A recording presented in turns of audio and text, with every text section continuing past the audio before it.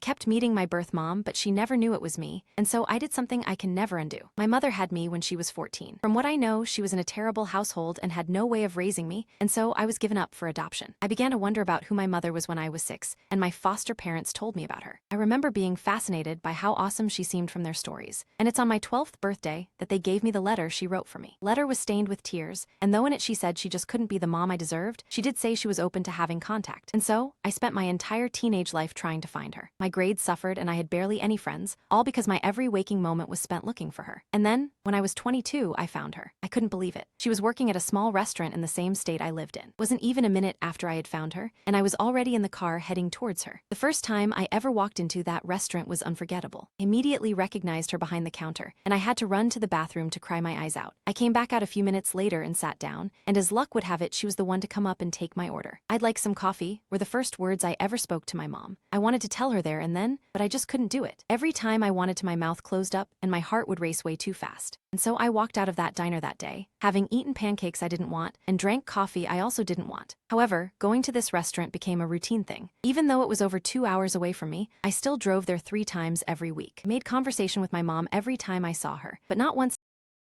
time we talked my inner child was being healed. She was extremely genuine to talk to, but sadly nothing she ever said even hinted that she knew. And so, after 5 or so months of this, I decided I needed to grow a pair. I actually had to resort to telling my best friend I'll owe him $500 unless I'd do it to work up the courage. When I arrived to the restaurant that day, it was 3 hours until closing, and the entire time I just waited. I didn't step out of my car once, and when she was finally walking out, I got out and walked towards her. She said hi and smiled, saying she was sorry but they are closed. But I told her that's not why I was here. I told her there was something important she needed to know. I saw a puzzled look wash across her face, especially as I told her sorry for keeping it from her this long. She still didn't understand, and so I pulled out the letter my foster parents gave me. I started opening it up, but I didn't even have to. She just started bawling. Next thing I know, she lunged at me and hugged me so tight, staining my jacket shoulder with snots and tears. She actually pulled away and asked if it was okay to hug me, but instead of responding, I just pulled her into a hug myself. We were just there hugging and crying in the parking lot. When for the first time I spoke the words to her that I was her son, it hit her hard. So hard that her legs gave out and I had to actually hold her up. What really got me was her saying, "Just look how big you got." After we finished embracing, she went back to open the restaurant up, and we had coffee, ate a slice of pie, and talked. And it's while we were talking that she said something that will stick with me forever. She told me that her being in the same state as me was no coincidence. As it turns out, she really wanted to be my mother. So much so she never moved away, all because she knew there was a possibility that one day I might start looking for her. I turned down career opportunities and moving abroad with past boyfriends, all in the hopes that one day she'd be easier to find. I cried so hard when she told me. We ended up exchanging numbers, and after I left, she sent me a text thanking me for giving her this gift that she didn't know would ever come. She's coming over for dinner this Saturday to meet my girlfriend, and I really can't wait.